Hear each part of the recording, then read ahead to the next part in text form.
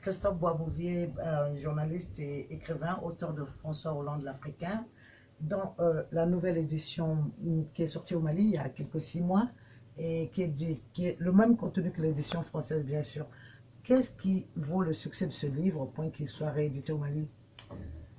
Le fait peut-être que François Hollande a un bilan très mitigé sur l'ensemble de son quinquennat, très contesté, très critiqué, à tel point qu'il n'a même pas pu se représenter, mais que sur l'Afrique, il a un bilan qui est sans doute plus apprécié, plus reconnu, mais en même temps très débattu, parce qu'il y a des points qui sont évidemment considérés comme positifs, c'est le cas du Mali. Il y a d'autres points qui sont considérés comme beaucoup moins positifs, et C'est le cas du Congo, peut-être. particulièrement. Parce qu'avec, en octobre, Sassou a le droit de consulter son peuple, ça a quand même fait tâche au Congo. Octobre 2015. Octobre 2015. Alors, Christophe Boisbouvier, vous avez suivi Macron dans ses premiers pas en Afrique. Oui, c'est vrai. Quelle impression a-t-il fait lors de son premier voyage, c'est-à-dire en visite des militaires des forces Barkhane stationnées à Gao? Oui. Alors, la première impression qu'il m'a faite, en fait, c'est avant même son élection, début avril, quand j'ai eu l'occasion de l'interviewer pour RFI, il était candidat au premier tour, c'est qu'il donne l'impression d'être plus cash, plus direct dans ses déclarations sur l'Afrique.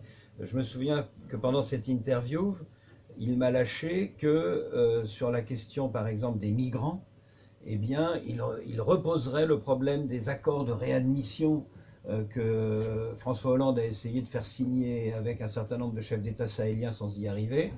Eh bien, visiblement, aujourd'hui, il a l'air d'avoir ça en tête. Quand on entend le discours qu'il tient depuis quelques jours sur les spots d'accueil et de tri des migrants qu'il veut faire installer Au Niger, au Tchad, voire dans le sud de la Libye. On sent que sur la question des migrants, il a une politique qui sera sans doute plus cash, plus directe que celle de François Hollande. oui, mais là aussi, certains observateurs sont un peu critiques à son égard parce qu'ils ne Absolument. pensent pas que les questions économiques pour lesquelles les Africains fuient le continent seront réglées dans ces checkpoints que Macron compte mettre sur place. Donc ça paraît très mitigé, même si sa volonté Non, mais vous me demandez la différence avec François Hollande, je vous dis ça, je vous dis que j'ai l'impression qu'il veut mettre ce sujet sur la table de façon plus directe, plus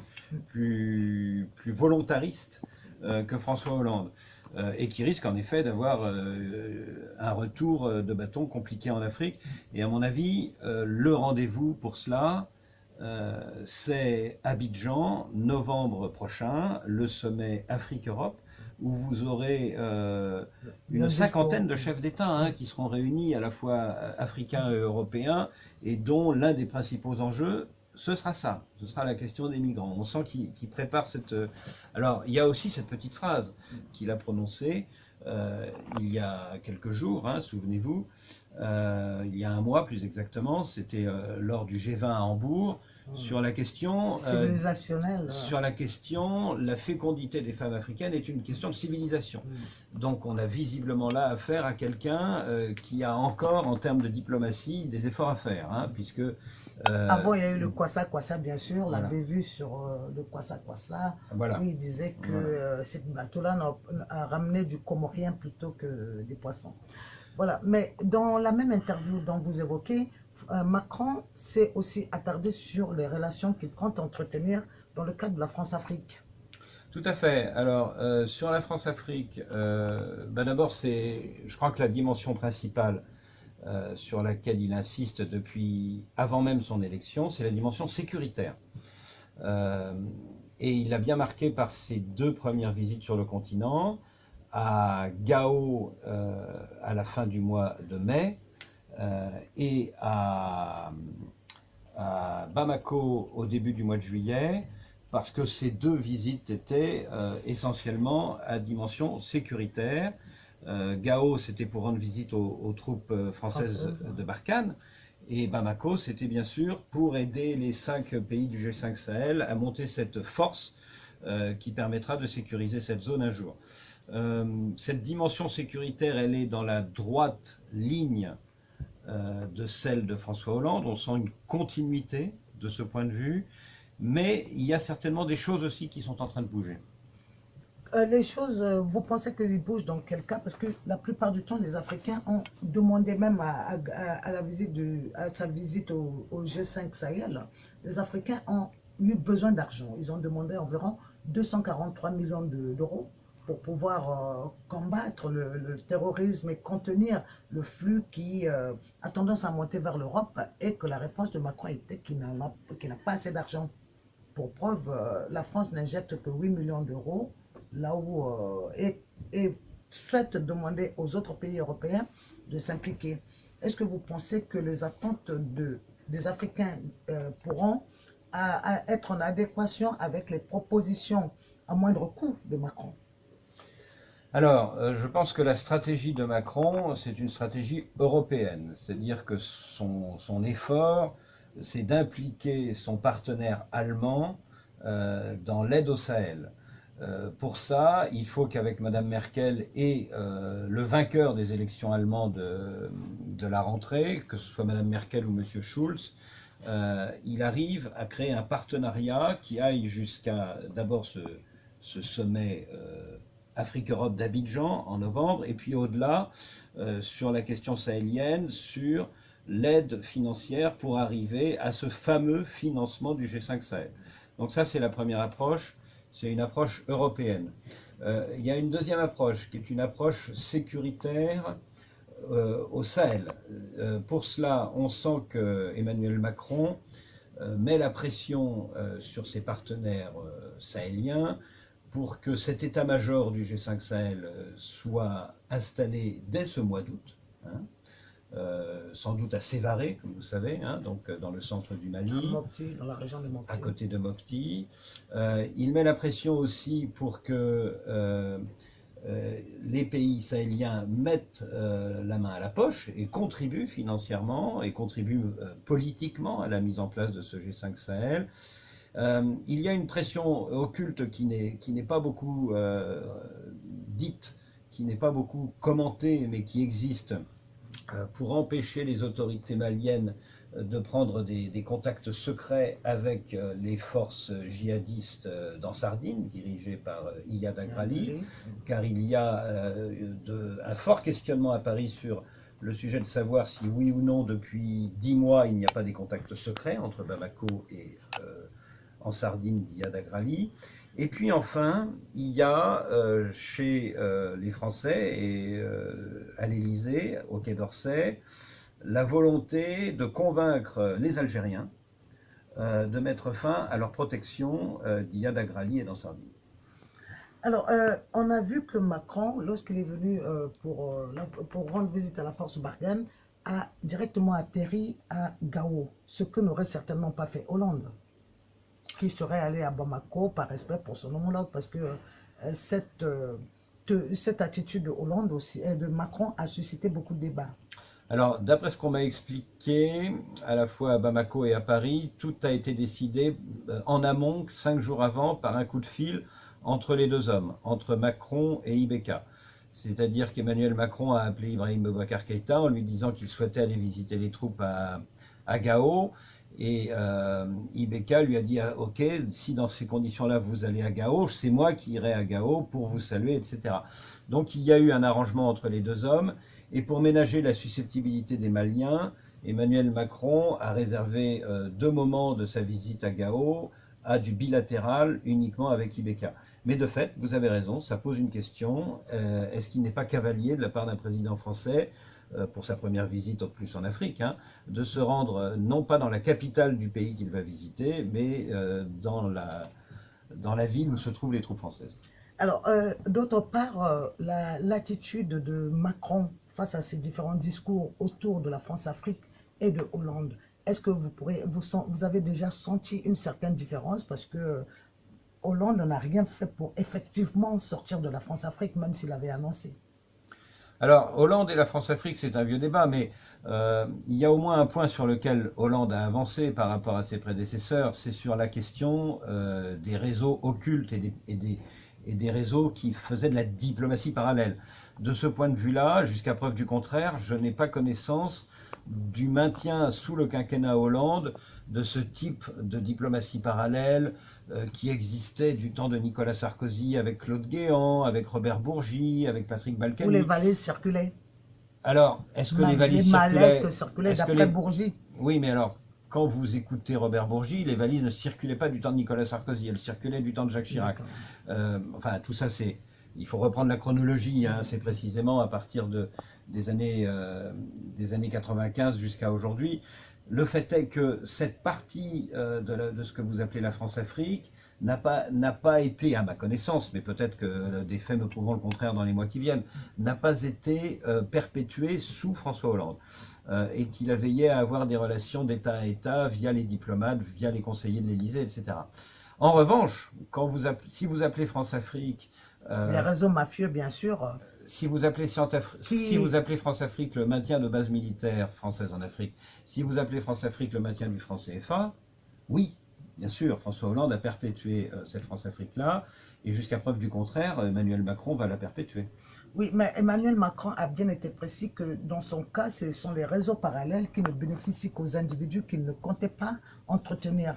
Est-ce que vous croyez que cela est possible pour un président français dont la réelle politique rattrape souvent par effet de chantage parce que il veut maintenir peut-être ses troupes dans un tel endroit ou a des besoins économiques très probants dans un tel autre endroit, de pouvoir mettre de côté les relations personnelles qui dégradent souvent le contenu de la France-Afrique. Alors Emmanuel Macron, de ce point de vue, il a un avantage sur ses prédécesseurs, c'est qu'il est plus jeune. Donc il n'a pas ce passé pour un certain nombre de ses prédécesseurs compromettant, avec un certain nombre d'amis africains avec qui il est devenu ami, etc., etc. Ce n'est pas son cas, Emmanuel Macron. Son passé africain, il se limite à pas grand-chose, hein. Il se limite à un stage de 6 mois à l'ambassade de France à Abuja quand il était étudiant à l'ENA, et ensuite à quelques relations qu'il a établies quand il était ministre de l'économie et des finances du temps du quinquennat de François Hollande. Mais la chance qu'il a, si vous voulez, c'est sa jeunesse, qui fait qu'il n'a pas ce passé et ce passif hein, que pouvait avoir un Jacques Chirac, un Nicolas Sarkozy, un François Hollande. Voilà. Maintenant, sur les relations économiques, je pense que l'un des sujets sur lesquels Macron sera très attentif, c'est le maintien des positions économiques et commerciales des grandes entreprises françaises du CAC 40 sur le continent africain. Ça, je pense que de ce point de vue-là, que ce soit Total, que ce soit Bolloré, que ce soit Vinci, que ce soit Bouygues, que ce soit un certain nombre de sociétés de ce type, Macron veillera à ce que leurs positions commerciales se maintiennent, voire se développent. Hein.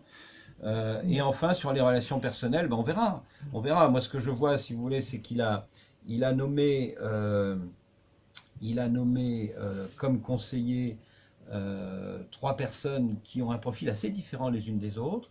Vous avez Philippe Etienne, qui est donc le chef de la cellule diplomatique, qui a 60 ans, donc qui est d'une génération au-dessus de lui, qui a un profil européen, pas un profil africain. Hein. Vous avez en dessous de lui Aurélien Le Chevalier, qui lui a son âge, hein, qui a 40 ans, qui a un profil tous azimuts, hein, puisqu'il a été diplomate à la fois à Washington, à Beyrouth, et qu'il a participé au cabinet de Jean-Yves Le Drian au ministère de la Défense. Hein.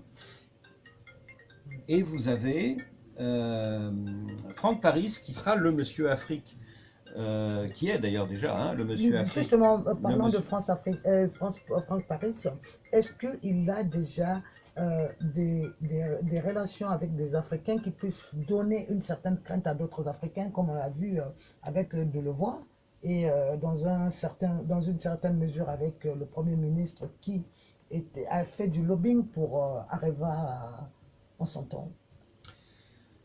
Alors, sur Franck Paris, le passé africain n'est pas considérable non plus, puisque l'essentiel de sa carrière, qui est jeune, qui est courte, puisqu'encore une fois, lui aussi appartient à la génération Macron, le Chevalier. Franck Paris, Aurélien le Chevalier et Franck Macron appartenaient à la même promotion de l'ENA.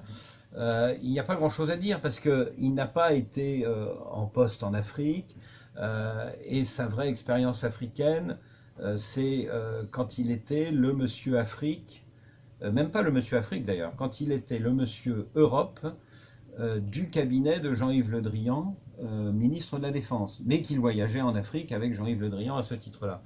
Donc le passé africain de Paris et de Le Chevalier, c'est le même passé que celui d'Emmanuel Macron. C'est un passé assez mince, dont il n'y a pas grand-chose à dire pour l'instant. Ouais. Les Africains ont cette crainte de voir pérenniser, par exemple, les dictateurs. C'est le cas avec Hollande et Sassou. Et on est en train de voir que Macron et Déby risquent d'être la même chose par rapport aux intérêts militaires que la France a auprès du Tchad. Alors, c'est vrai qu'on a beaucoup commenté la rencontre.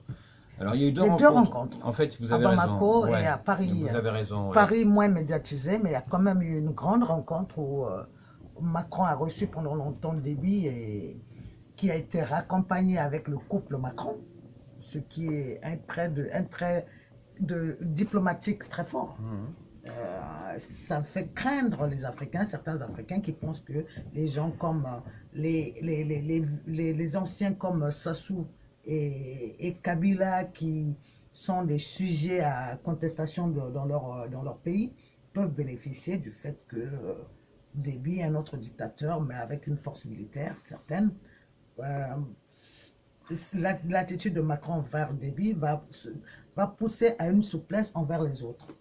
Alors, c'est vrai que la rencontre Macron-Déby du 11 juillet à l'Élysée est une rencontre importante, parce que les deux hommes s'étaient rencontrés une première fois le 2 juillet à Bamako, pendant le sommet du G5 Sahel, mais ils n'avaient pas eu le temps d'aller au fond des choses, ils n'avaient pas eu le temps de parler longuement. Ils se sont revus assez longuement, donc ce 11 juillet à l'Élysée. Emmanuel Macron a mis les formes, puisque son épouse, Brigitte Macron, est descendue de ses appartements pour aller accueillir le président du Tchad. Ensuite, il y a eu 1 heure d'entretien élargi aux conseillers et aux ministres et aux ambassadeurs. Et puis ensuite, il y a eu 1/2 heure d'entretien en tête-à-tête. Donc ça veut dire que vraiment, Emmanuel Macron accordait beaucoup d'importance à cette rencontre avec Idriss Déby. Ça veut dire quoi? Ça veut dire que pour le président français, le président du Tchad reste un partenaire très important, un partenaire pivot dans le dispositif sécuritaire de Barkhane, dont le quartier général est à N'Djamena, capitale du Tchad. Ça veut dire que de ce point de vue-là, on est dans la continuité, et dans la continuité par rapport à François Hollande. Et j'ajoute que l'un des points qu'il faut souligner qui est très important, c'est que le nouveau ministre des Affaires étrangères, c'est Jean-Yves Le Drian, qui était avant le ministre de la Défense et l'un des interlocuteurs les plus réguliers d'Idriss Déby. À l'époque de Hollande, le ministre de la Défense avait eu plus de poids, son ministère avait été un centre d'intérêt beaucoup plus important pour l'Afrique que le ministère des Affaires étrangères. À tel point que le ministre de la Défense de l'époque, Jean-Yves Le Drian, on l'appelait le ministre de l'Afrique. Ouais. Donc, est-ce que son rôle maintenant s'est amoindri en tant que ministre des Affaires étrangères actuelles? Il est... Attends, il y a quelque chose qui ne va pas. Je me rappelle plus. Le Drian est maintenant ministre ministre des Affaires étrangères. Ouais. Est-ce que, donc je reprends, est-ce qu'aujourd'hui on peut dire, est-ce qu'aujourd'hui on va constater avec Macron que Le Drian, ministre des Affaires étrangères, aura la même force, le même poids que Le Drian. On peut couper une seconde parce qu'il y a mon... Est-ce qu'on peut aujourd'hui dire que Le Drian, ministre des Affaires étrangères de Macron, aura le même poids que le ministre de la Défense qu'il a été sous Hollande? Bonne question. Première chose, la nouvelle ministre de la Défense, Florence Parly, Ministre des Armées. Ministre des Armées, vous l'avez bien dit. C'est une femme qu'il ne faut surtout pas sous-estimer. Elle a de l'expérience, elle a été au gouvernement Jospin dans les années 90. Donc elle connaît notamment toutes les questions budgétaires et elle défendra pied à pied le budget du ministère français de la Défense. Elle a fait une première tournée au Sahel il y a quelques jours, que vous avez remarqué, notamment avec son homologue allemande, Ursula von der Leyen. Et je pense que petit à petit, Florence Parly va s'affirmer sur la scène africaine, hein, parce qu'elle va voyager, elle va prendre de l'assurance, elle va maîtriser de plus en plus les dossiers. Et fera-t-elle oublier Jean-Yves Le Drian? C'est possible, hein, c'est possible, parce que c'est une femme de caractère. Bon, ça c'est la première chose. La deuxième chose, c'est que Jean-Yves Le Drian, aux affaires étrangères, profite du carnet d'adresses qu'il a acquis quand il était ministre de la Défense. Et c'est notamment grâce à Jean-Yves Le Drian que Emmanuel Macron a réussi son coup de la selle Saint-Cloud. C'était la semaine dernière, quand il a réussi à mettre ensemble les deux frères ennemis de la Libye, hein, Khalifa Haftar et Fayez el-Sarraj. Donc ça, c'est la patte Le Drian. Qui, comme vous le savez, quand il était ministre de la Défense, a beaucoup voyagé au Moyen-Orient, en Égypte, etc. Donc, il est probable que Jean-Yves Le Drian occupera un terrain qui sera à la fois diplomatique et stratégique, et qu'il y aura un nouveau partage des tâches entre Parly et Le Drian, qui sera un petit peu différent de celui qui existait à l'époque Fabius Le Drian. Alors, à propos de cette visite des frères ennemis de la Libye, il était dit, et on a vu le Congo, Sassou Nguesso notamment, et son ministre des Affaires étrangères, Jean-Claude Ngakosso, au premier plan pour régler cette question, pour faire retrouver les Libyens autour d'une table, ce qui n'a pas été le cas. Et on voit apparaître Macron et les frères ennemis sans pourtant l'avoir annoncé de façon claire auparavant. C'est vrai que même l'Italie, qui est l'ancienne puissance coloniale libyenne, n'a pas été impliquée, ni les partenaires maghrébins, mais les Africains ont beaucoup spéculé sur le fait que Sassou, qui est président du Haut Comité pour la gestion de la crise libyenne, n'a pas vu venir cette réunion. Alors en réalité, qu'est-ce qui s'est passé? 2 jours avant la réunion de la selle Saint-Cloud, l'ambassadeur de France à Brazzaville, 2 petits jours avant. 2 petits jours avant, l'ambassadeur de France à Brazzaville a été reçu par le président Sassou et l'a informé de la préparation de cette réunion. Donc en réalité, le chef de l'État congolais a été prévenu. Par ailleurs, Jean-Yves Le Drian a pris son téléphone et a appelé le ministre des Affaires français des Affaires étrangères et a appelé Alpha Condé, président de la Guinée et président d'exercice de l'Union africaine, pour l'informer de la même réunion de la selle Saint-Cloud. Donc les formes ont été préservées, c'est-à-dire que l'Élysée et le Quai d'Orsay ont mis les formes pour ne pas froisser, pour ne pas vexer ni Sassou ni Alpha. Mais il est vrai que sur cette réunion de la selle Saint-Cloud, sur le fond, sur le contenu de l'accord qui a été agréé, à défaut d'être signé par Sarraj et par Haftar, il est vrai que là-dessus, Denis Sassou Nguesso n'a pas été associé.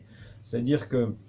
Non seulement n'a pas été associé, je m'excuse de vous interrompre Christophe, bien qu'il n'a pas été associé, en même temps il n'a jamais pu mettre sur la même table les protagonistes de la crise libyenne, alors qu'il s'est beaucoup investi, on a vu. Qu'est-ce qui a pu, selon vous, qui êtes journaliste géopoliticien de l'Afrique et qui avait suivi toutes ces phases-là, est-ce que vous pensez que la politique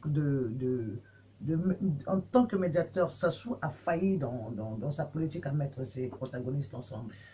Je ne pense pas que Sassou ait failli, parce que Sassou n'est pas tout seul dans cette affaire. Sassou préside le Haut Comité de l'Union africaine, mais vous avez aussi Jakaya Kikwete, l'ancien président tanzanien, qui est l'envoyé spécial de l'Union africaine sur la Libye. Vous avez Moussa Faki Mahamat, le président de la Commission de l'Union africaine, qui est en charge de la Libye. Vous avez le ministre Smail Chergui, qui est le commissaire paix et sécurité, l'Algérien Smail Chergui, qui est le commissaire paix et sécurité de l'Union africaine, qui est également en charge de ce dossier libyen. Vous avez Alpha Condé en tant que président en exercice de l'Union africaine, qui est également en charge de ce dossier libyen. Tous ces hommes et femmes politiques africains qui se battent pour la Libye n'ont pas plus réussi que Denis Sassou Nguesso. Donc je ne crois pas qu'il faille cibler en particulier. Est-ce qu'il faut alors cibler l'Union africaine qui... Je crois, oui, que vous avez d'un côté une Union africaine qui essaye d'imposer sa solution sur la Libye, mais qui n'y arrive pas pour l'instant.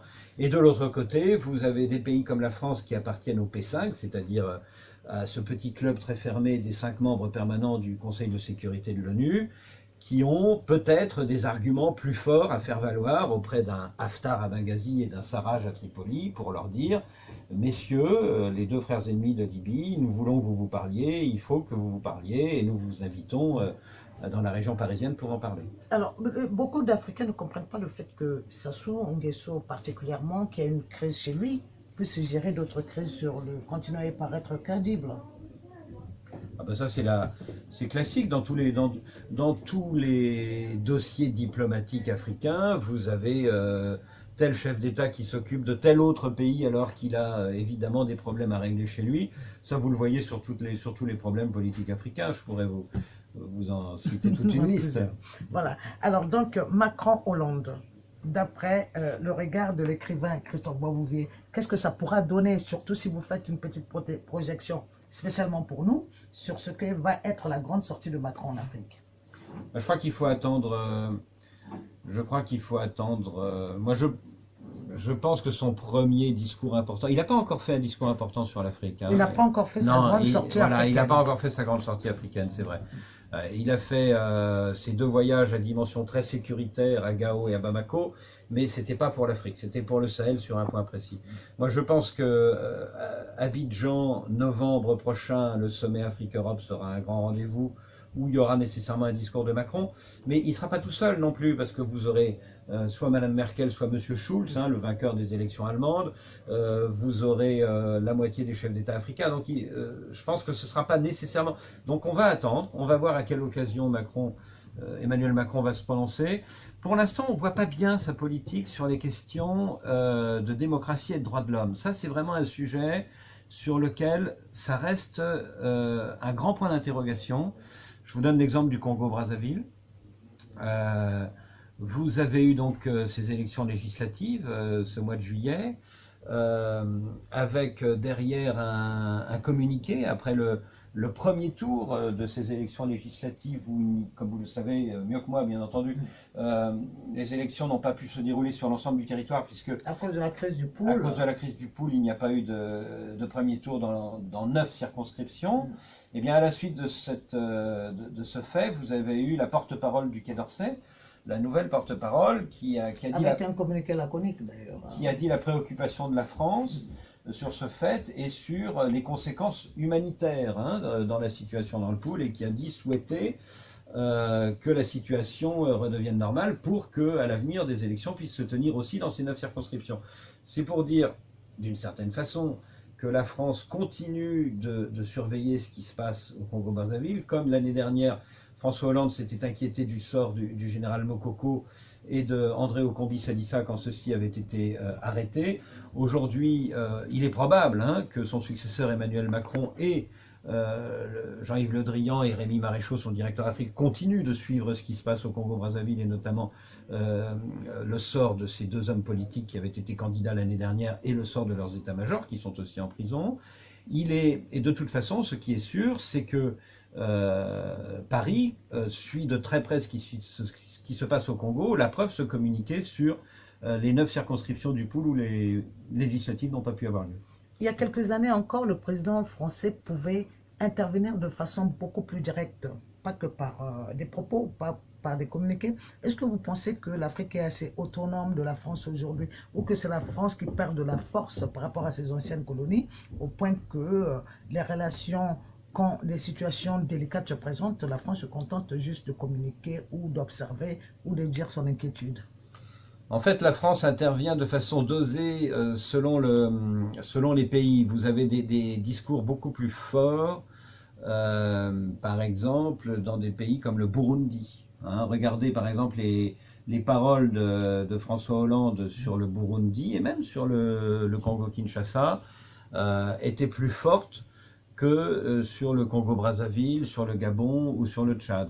Alors est-ce parce qu'il y a eu plus de drames, plus de répression meurtrière dans certains pays que dans d'autres, ou est-ce parce que c'est des choix politiques qui tiennent à des considérations économiques et commerciales? La question est posée. Merci Christophe Boisbouvier. Juste un dernier mot pour résumer tout ce qu'on vient de dire sur l'Afrique de Macron et à la différence ou à la similitude de celle de Hollande. Merci. Rien à dire? Merci pour cet entretien qui reste à... qui demande une suite parce qu'encore une fois, on n'a pas encore entendu le grand discours, l'équivalent, si vous voulez, de ce que François Hollande, par exemple, le premier grand discours de Hollande sur l'Afrique, c'était à Dakar en octobre 2012. Hein. Et puis au Bénin. Son premier grand discours, c'était quand il a fixé sa politique africaine, c'était en octobre 2012. Est-ce qu'on aura en octobre 2017, en novembre 2017, un grand discours de Macron un petit peu sur le modèle de celui de Hollande il y a 5 ans? On va voir ça. Merci Christophe Boisbouvier. Merci Sadio. Je rappelle que vous êtes l'auteur de François Hollande l'Africain et que là, j'ai en main l'édition africaine rééditée en Afrique, au Mali plus précisément. Par les éditions Tombouctou. Merci.